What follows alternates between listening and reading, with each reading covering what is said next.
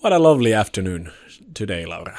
Yeah, surprisingly warm, considering that we are now in the heart of the winter. Yeah. It's you can never tell. Last week was pretty cold. Today's sun is shining, and welcome to you, dear listener, to Spirit of Sauna podcast.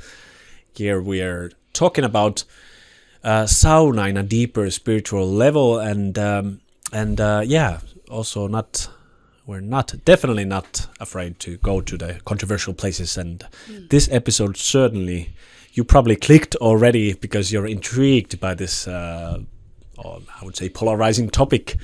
And we really want to explore löyly, and that's really the theme. And please subscribe if you haven't yet. Then you get the notifications of our newest episodes. And life is winning here in Sipoonjoki River Valley. It feels like spring it's slowly coming. Yeah, sun is making its return. Yeah.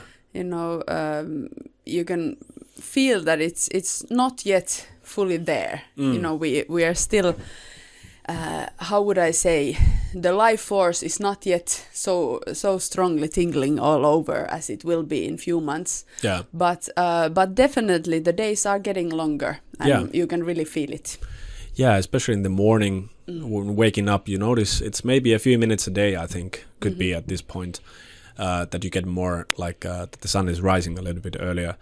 And I was just talking in the previous recording. We usually do two podcast episodes because me and Pete are running this yoga radio about yoga, and we were actually talking about this, that how the sort of your surroundings and your environment really affects the wisdom tradition that is formed.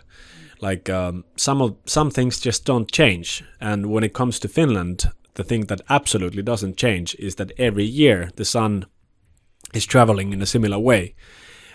Even though we might have a warmer winter or colder winter, whatever, but the amount of light is always the same in a certain time of the year. And for the longest time, I was thinking about this fact that death plays a very vital role in the Finnish tradition, I would say. Would you agree? Oh yes, we are the people of the north. We are the people of the land of the dark north and sort of land of death, where really every year we really get to experience how nature dies. Yeah. And when we look at our mythology or heritage traditions, habits, sort of the dead, ancestral worship, all this have played such a vital role. Yeah, right. How would you see, what's the role of sauna in this kind of, well, you mentioned the ancestral sort of worship or ancestral rituals, like what kind of role does sauna have in all of this? Sauna has played a very, very central role. It's a interesting thing that we all know what is the heart of sauna. It's the stones piled in a certain way. In Finnish we call it kiuas. Kivikasa, which means a stack of stones or pile of rocks. And this pile of rocks have usually been sort of the altar of this ancestral worship. And not just in our sauna, but also in Finland we have done a lot of our ritualistic and ceremonial practices in the forest. And in the forest also usually it has been amongst big rocks or these piles of rocks that we have performed these sort of offerings or how would I say, memorial services for the ancestors and for the foregons and this sort of how would I say, stone altar has been the central part of it, and this has transferred into our sauna ritual. Sauna is sort of the liminal space between the worlds, or a very natural place where to connect with the sort of the other world and the foregons. So we have a lot of traditions to do with our yearly cycle. For example, our Kekri sauna. traditions. They are all about heating the sauna for the ancestors and bathing with the ancestors and so on. So I think sauna has played a very central role. Yeah, recently you had a very interesting point about what you found from the archives about how the kiwas is it's your altar. It's really your altar, and also like that the pile of stones that we have as burial mounds. Yeah, you could see that as a sort of a recreation of the kiwas. Yes. And that really struck a note for me because when I was a kid, I was always wondering when I was maybe 5 or 6 years old, why does the street names in the place where I lived would be like Korutie, like Jewelry Road, or Väkipuukonkuja, like the Folk Knives Street, or Lapinrauniontie, which I love, like the ruins of Lapland Road. And then I noticed maybe when I was 7 or 8 years old that there's actually ruins just 100 meters from my home from the Bronze Age, so from 1500 years ago or so on. And you would have these burial mounds. Yeah. So you would have the rocks stacked on top of each other in a certain formation. And in the 80s, when I was a kid, or maybe 5-6 years before that, they actually found the place. And they went and they digged around and found many kinds of interesting, knives, shaving tools, which is very rare. Finland usually haven't found, and so on. And then I was like, wow, this is really quite something. Like, some people were buried here. But I was always wondering, why the hell do they put those stones on top of it? Like, why don't they just, bury it 6 feet under like we do? And now finally I got the answer, because then you would have a ritual and the stones would work as a sort of way of commemorating this person's soul, which is not living anymore. So this liminal idea of sauna as a liminal place is like the other world. That's kind of like an interesting way to, like we always say, the other world, like the realm of the dead. But it's not the other world. It's this world, It's just that like a day is, the sun is rising, it's setting, so you have the life and you have the death. In the same way with this pile of stones, if somebody dies, it's the form of a new life. So the next life is springing from these pile of stones. And maybe in sauna it's in the form of löyly, and in a burial mound like this it's in more of a metaphysical kind of idea that the forest will take your remains and use it for new life or something like that. Yeah. And rock, what is it? It's like the most concrete form of Mother Earth. Yeah, right. So sort of whatever you offer to the rocks, you really take it to the most concrete, but also it's like the platform of all life, the hard rock that everything stands on. And these goddesses that have been connected to rocks, Loviatar, Kivutar, and Maamotar, they all sort of describe different forms. Now I'm going to call Mother Earth, because that is, in lack of better term in English, I say it. But when you think about it, you rest your final resting place into the Mother Earth. Yeah. And that is sort of where all life springs from. So it is the death and life, sort of the platform of all of it. And rocks are very nice symbol for this, and very natural place for this transition.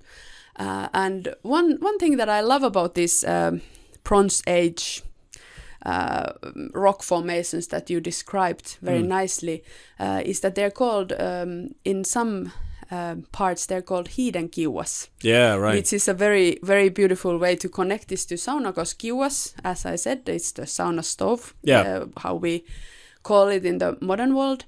And hiden is well, it's the sacred forest, I could say, right, but it's also sort of the, how would I say, the god of forest, the spirit of forest, words don't really hard to pin down. Give credit. But okay, Hisi has in the modern context maybe sometimes been interpreted as the devil. Yeah, right. But by Christians. By Christians, yes. But before Christianity, Hisi was sort of a sacred grove. Yeah. And very natural place for this sort of how would I say, ceremonial operations to happen. And Hiiden Kiuas, Timo Heikkilä, in one of his books, he described it as the altar of löyly. Yeah, right. Which I love very much because it really describes.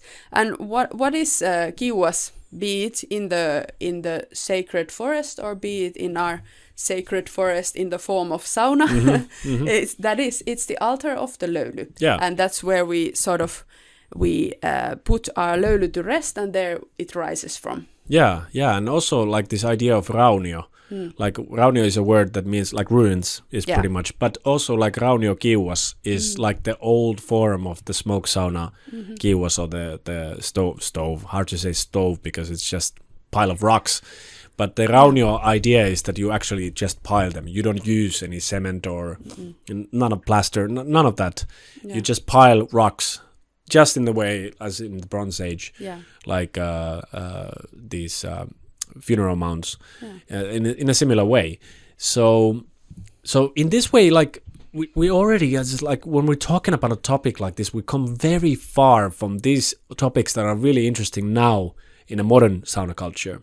Because everybody's talking all the time about how to build a sauna and what kind of stove and all of that, and what is actually lost in there is this, for example, this very scary topic of death. How the sauna is actually connected to all aspects of life.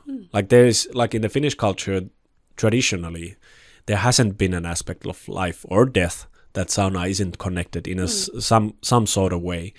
So it's really the foundation, the sort of leading star of all of our tradition, and yeah, it's. What do you think is the reason why we don't associate death with sauna anymore at all, or do we actually? Do you when you think about it? Well. Do we associate anything with death? Yeah. Like hospital, hospital, but even there, funeral home, funeral home, maybe. Maybe, okay. Yeah. There you go to die. Graveyard, right? Maybe okay. Or palliative care, maybe. Yes, maybe that sort of things. But I think most of things we have built a very strong culture of avoiding death. Yeah. So I think sauna, anti-age creams and you know and everything eternal youth. Yeah, eternal youth and eternal power and going on strong and just light and you know, that sort of thing. That's good vibes only. Good vibes, yes. Yeah. And even people find it so hard to survive winter because it's dark. Yeah, right. You know, we are so against this darkness in every aspect of us. So I feel that sauna has not been different in this context. Yeah, right. That this culture has also sort of pervaded into the sauna, and up to a point that people sometimes talk about, is sauna hygienic, or is this, how do you wash it? How can you use the same place to sit where somebody else has sat? And you know, we are so scared of death and diseases or anything that represents. So I think sauna has really been through a big sort of transformation in this context. We have lost it because sauna used to be this gateway in all aspects between these worlds. And also like it's funny how at the same time it is one of the sort of almost like a truism that is said always that for example, there was in Facebook, there was in one of these sauna groups, there was a question, what kind of spiritual practices there has been in sauna, and Finns love to answer these kind of questions, but the answers are quite like, they're pretty much the same. You say pretty much always the same things. They say in the ancient times people used to give birth in the sauna, and also the dead would be washed in there, and it's like a truism already because it says it so many times. But maybe what people don't understand is, why would you wash the dead in the sauna.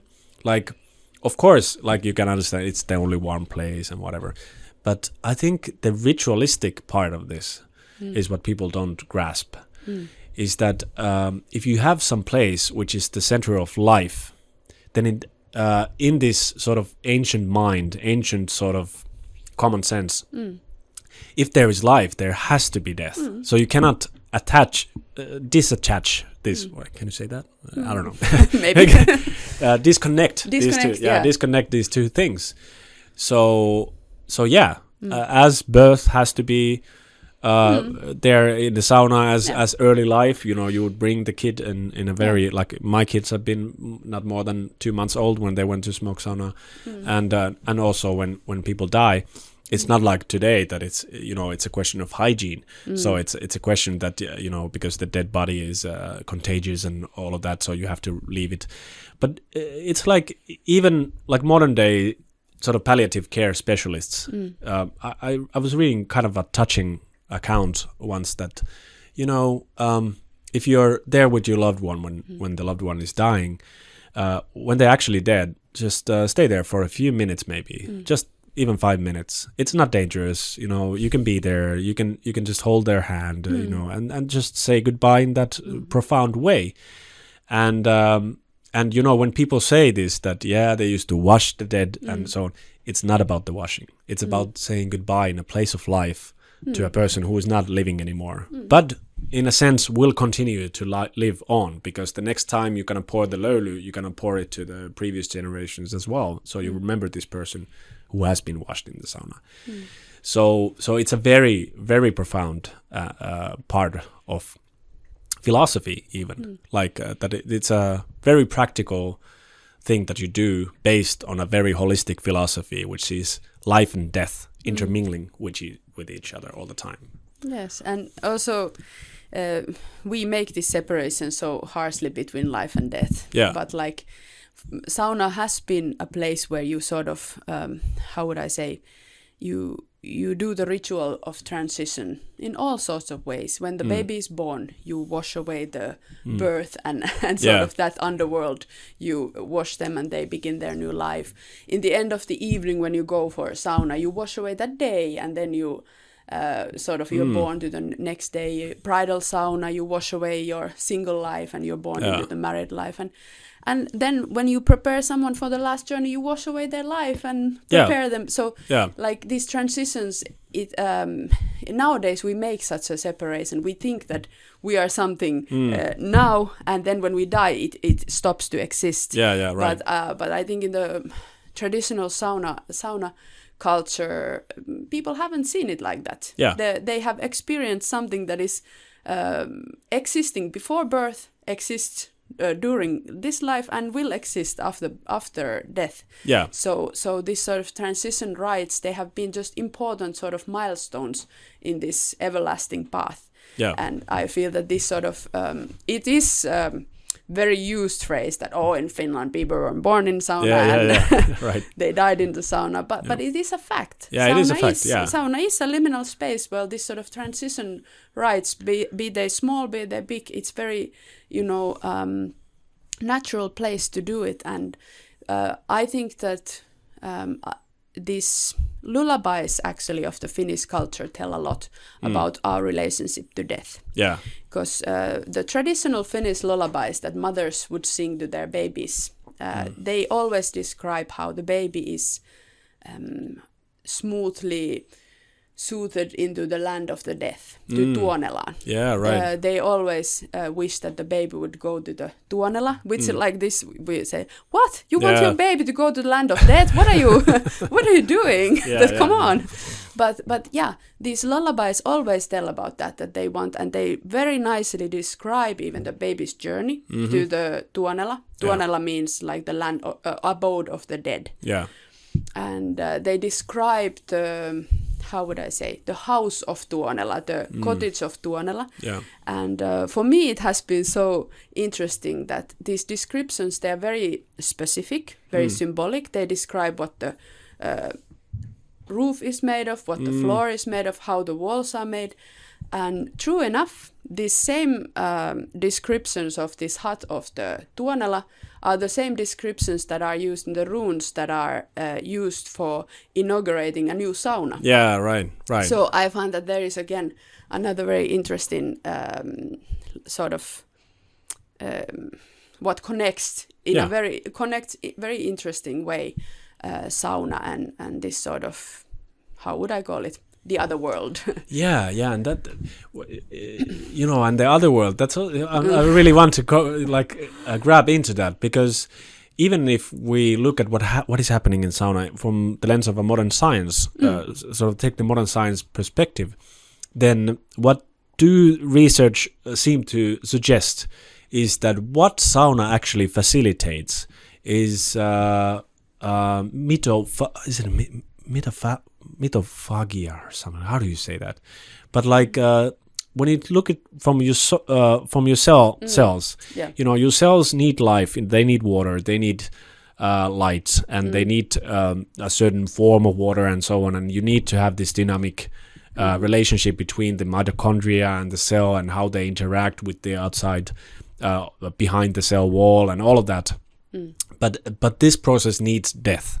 Like if your cells are not able to regenerate, and if the mitochondria cannot die and form new mitochondria, like even put all of the stuff available for the formation of new mitochondria, then we get health problems. And it seems that heat shock proteins and many of these other sort of your nervous system benefits that you get from sauna have actually to do with this flexibility between life and death in your cells. So, there is no other world in that sense, that in your cell, which is a living organism, it needs the death all the time. It's a very everyday occurrence. Like at the moment when I'm speaking right now, there's probably some, I'm still thinking about the word, but I think it's mitophagia is the word, is happening right now. And I'm a living being, but in the sense my system is washing away the old stuff and bringing in new stuff. So I think the ancients had a great intuition about the functionings of the whole cosmos, and these rituals that I've done in the sauna might have had a very deep and profound meaning, in the sense that they could intuit the fact that our inside of our system, as it's working, life and death is always going, like sun and moon are interacting with each other, and in this way, it's completely understandable why it is connected, like the Kiwas is connected to these burial mounds and all of that. It's just a very not separated thing at all. And how do you see it happening in the sauna? You mean the connection? Yes, exactly. Like more into detail, that this explanation of how it's sort of your system is all the time washing away and sort of regenerating itself and this sort of. So how do you see that sauna? Well, there's probably I'm very many mechanisms how it happens, and I'm not a cell biologist, so of course this is not my specialty. I'm just really interested in these developments that is taking place. I guess a lot of it has to do with carbon dioxide in your system, how sauna facilitates long exhalations, and as you exhale in a sort of very calm fashion, some of these sort of cell waste can be removed from your system. You can be quite well oxygenated, especially when you pair it with like cold plunges. So you have also you go to the fresh air, you get oxygen. Also you have very calm breathing. If you're a very experienced cold plunger, you can even calm your breath while you're in the cold water. And there's other mechanisms that have to do with your hormone system, your feel-good hormones, your endorphin, your dopamine, all of these which are being released. It probably also has to do with your the flexibility of your autonomous nervous system. So you learn how to change from sympathetic to parasympathetic, and our cells like this kind of operations, that you have sort of stress, but you have also ways to get rid of the stress, because the cells are repairing when you're recovering. So these kinds of, it's very multifaceted, it seems, and you cannot pin down one particular kind of mechanism how sauna works. But I think the ancients had this very interesting and like overarching theme of polar opposites functioning in sauna. And we love life, like as a culture, we do love life a lot. So we always emphasize the fact that it gives you like vitality and all of that. Like, oh, after sauna I feel so much alive and so on. But I also take comfort in the fact that sometimes after the sauna I feel dead. You know, very passive. Like there's nothing. It feels like there's nothing happening. No active processes in my mind. No thoughts. Not even muscles moving. Everything is just heavy and just completely like macaroni. You're completely done. You feel almost like dead. And for me, it's not a grim thing at all. Being passive in this sense is one of the greatest privileges. It seems that, you know, a rare privilege for me as an entrepreneur to have that kind of feeling. But after sauna, I have this luxury of possibly maybe having a couple of hours just feeling dead. So that next day, as I recover, I can just feel like being alive again. Yeah, sauna, it is very interesting because there you sort of manage to, because sauna is like a quite, how would I say, extreme environment. Right. That's right. So in that way, it sort of forces you to face the honest, true reality of yourself. And that's why sometimes, it's exposed that, okay, I am dead. Sometimes it's exposed that, oh, I am so full of life. And sort of, like you said, it's sauna is so much more than that you could reduce it into one factor that does it. And I think that's why it's so much more nice to speak in these terms like hiidenkiuas or we talk about löyly, because then we start having the concept of the wholeness. And I find it is, of course, like what you were speaking about, those are really interesting facts. And facts truly they are, and they are sort of our modern language, how to speak about these things. But it's always a little bit falls short. So and that's why when we ask about spirituality in the sauna, it's sometimes difficult because it's so incredibly practical. You know, so sometimes like because for me pouring the water on the rocks is a very spiritual activity. So sometimes like we get lost a little bit, that we try to find that there should be something you know, very how would I say, extraordinary or maybe magical, if I would use that word. But in the sauna, spirituality is somehow, it's so really practical. And it's just that the common sense has moved so far away from having a spiritual significance to a very everyday experience. And one has to say, like, when we're talking about topic of death, of course we have to talk about that sauna can kill you. Like the cold plunge can kill you. Every year in Finland, in sauna and also in the cold water, people die. And I'm reminded of this, what was the author of The Secret? Steve Ray, maybe?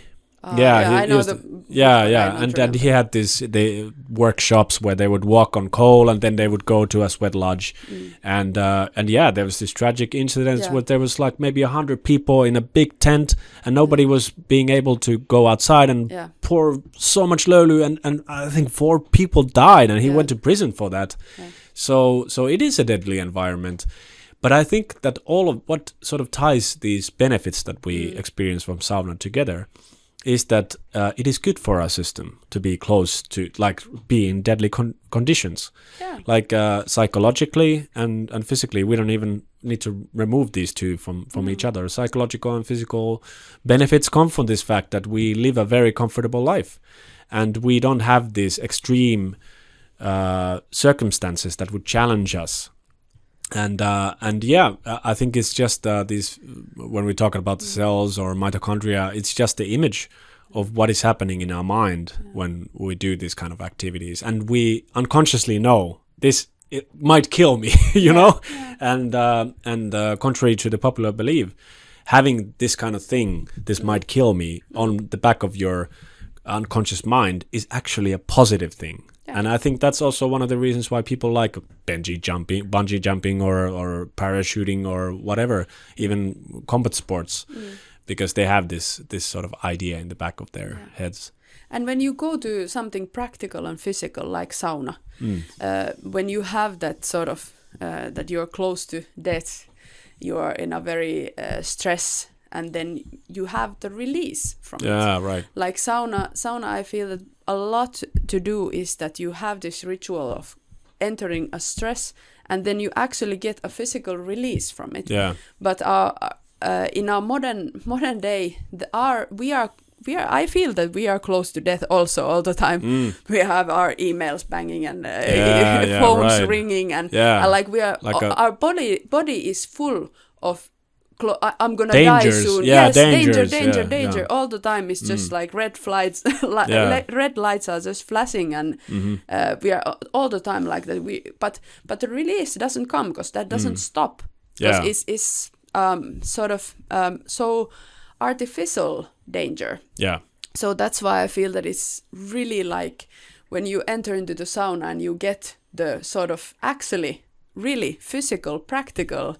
Like spirituality in sauna is very practical. You get a very practical experience of death, or close to death, or sometimes actually it's almost like death when you are totally, out of it in the sauna, fully relaxed, and then you have the release from it, and I feel that does a lot to your system, because we are sort of born for that. Yeah. We are born to have that stress, and we are born to have that release, this balance of these two forces.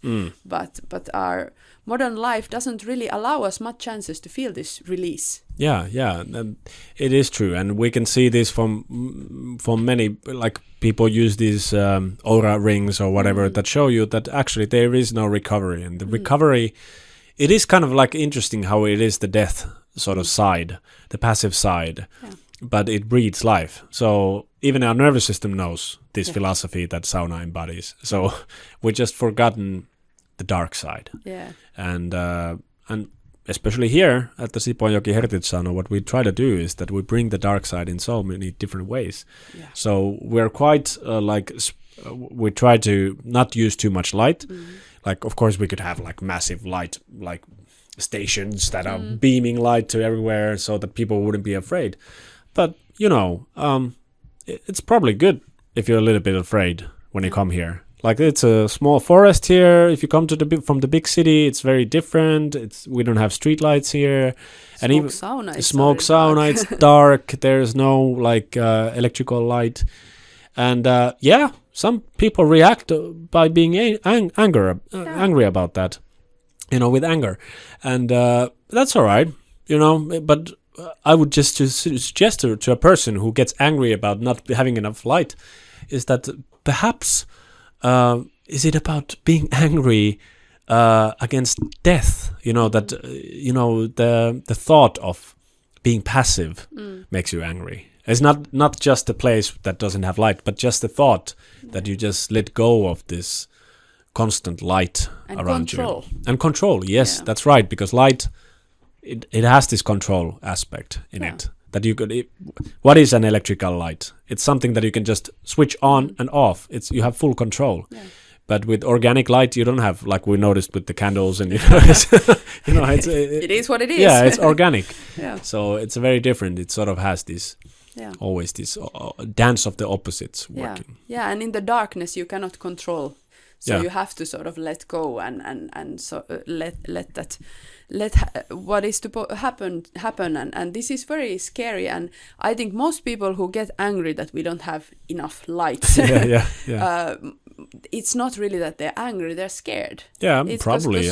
Most likely, my speculation, but I do recognize in myself that anger is a very good defense when you're really scared. So it is scary to sort of how would I say, let yourself die a little. Let yourself let go of the control and you know, experience the passiveness and experience of not knowing. Because death is all about not knowing. You're not consciously knowing things, and life is about knowing things for human beings at least.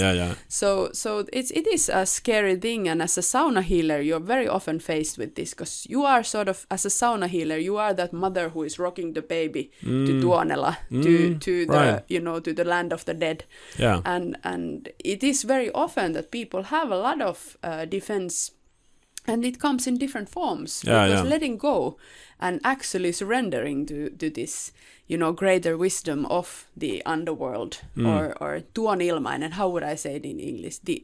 The other airs. That is I think there is a word from the Kalevala translation, but I just can't remember. But anyway, just the idea of surrendering to that. Because it is the other air, the air that is not known to us as in our day consciousness. So it is a scary thing.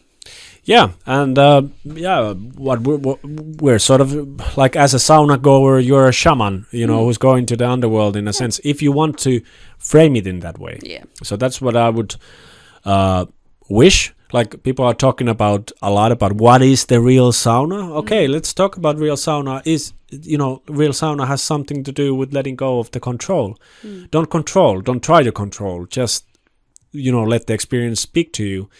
And you know, whatever comes out. You might be angry for the sauna keeper that, you know, why did you give him a light here, you know? Or you might be angry to yourself. Why the hell did I come here? I feel like shit, or something like that. Or then you might be happy, you know, it's a blissful state. I thought it would be scary to be in a dark sauna and just lie down and do nothing.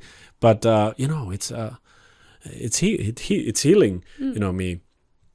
So the control is that, you know, I want to put, like, I think electric sauna is a form of this. It's like, no hassle, just put it on. Then I go there for 20 minutes, and then I go to the cold plunge for 5 minutes. Then I go to the sauna for 20 minutes, and then I feel amazing. And some people, even like, especially Americans, say that it's horrible. It feels so bad, you know, you're in the sauna and the cold. I hate it. I never want to go. But afterwards, you feel great. And this is just a very extreme way of trying to control this experience. It has nothing to do. It has something to do with the ritual, but the original ritual was definitely that you would use all the devices that you have to let go of the control. So you would let the sauna healer take you there. Or if you do it yourself, you use spells, you use all of this to shut down your analytical mind, shut down the control, and just really, let the experience speak.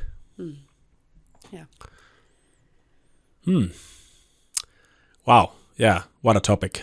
Yes. Always when talking about death, you feel like you never scratch even the surface. You know? No, we didn't yet reach even the gateway. Right. It is, and one thing that sauna has, and especially when practicing sauna healing, it has done to me, it's sort of, I've become a fangirl of death.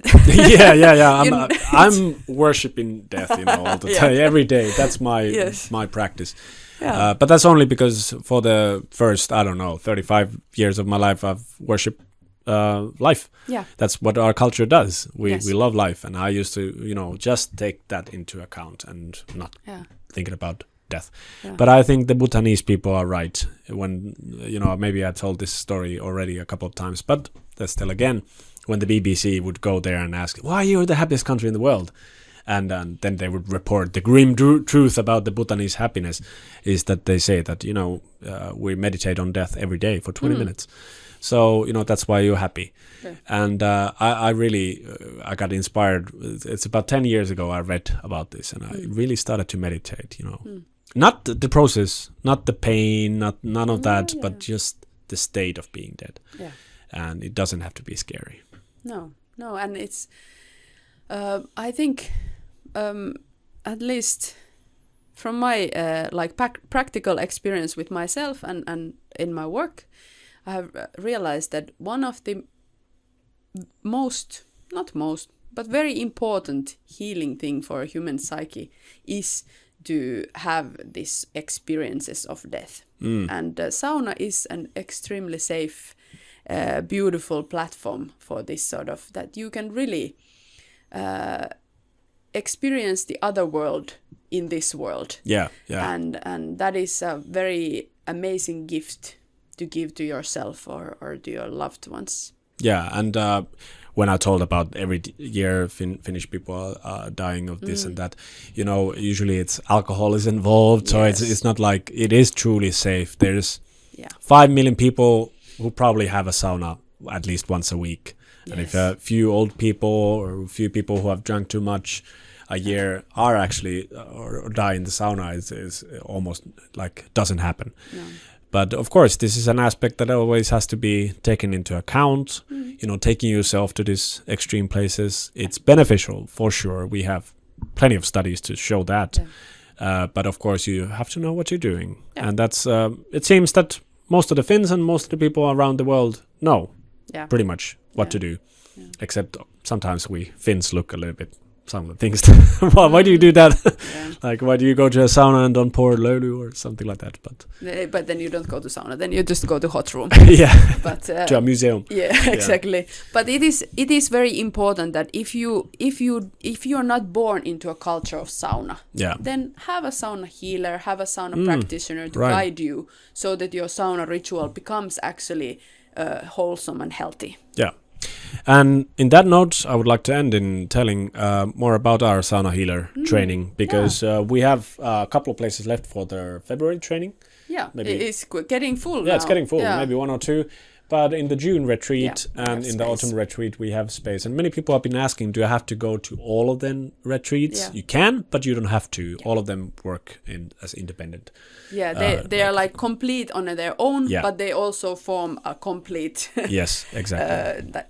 Or they complete each other to like a full healing process. But they are also to be attended on their own. That's right. Yeah. So you can go to saunahealer.com and read more about that, and also train yourself to be the master of life and death in sauna, in a sense, in a philosophical sense, and also very practically. Or worshipper. Yeah, worshipper or master. Same. We're all masters as we beginning. Yeah. Already. We know these things, but we are just forgotten. We've forgotten. Yeah. But hey, thanks Laura. Thank what a you, great Otto. episode, and see you next time. Yeah. Kiitos. Kiitos.